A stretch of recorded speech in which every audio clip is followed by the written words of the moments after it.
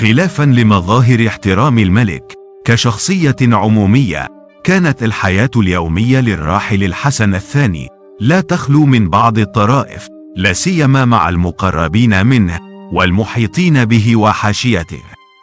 اليوم وبعد مرور كل هذه السنوات على رحيل الحسن الثاني الملك القوي الصارم، بدأت تنكشف بعض الأوجه الخفية لحياة الرجل الذي لا زال حاضرا في أحاديث وأخبار يتناقلها المغاربة فيما بينهم كالأساطير.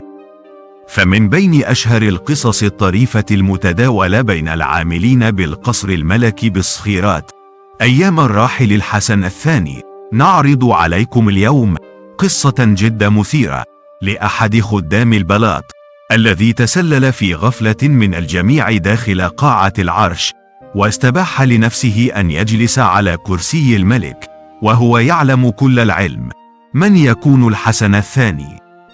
وما هي إلا لحظات من الانتشاء بهذا الحدث التاريخي، حتى دخل الحسن الثاني فوجده جالسا على كرسيه. قد تعتقدون أن الملك العبقري كان سيغضب أو يثور في وجه خادمه بسبب تجرئه على الجلوس على عرشه، وقد يقول البعض أنه سينال أشد العقاب، لكن الحقيقة عكس كل ذلك تماما.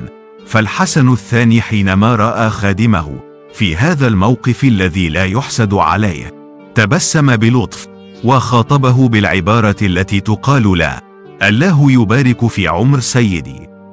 خلف باب قاعة العرش كان الكل ينتظر ردة فعل الملك بعد أن ضبط خادمه داخل القاعة في الموقف المذكور، غير أن الحسن الثاني خرج ضاحكا، حيث خاطبهم بعبارة تعكس عظمة هذا الرجل وعلمه التام بحجم الصدمة التي سكنت كل جزء في جسد خادمه، بحيث قال لهم: اذهبوا لرؤية صاحبكم على العرش.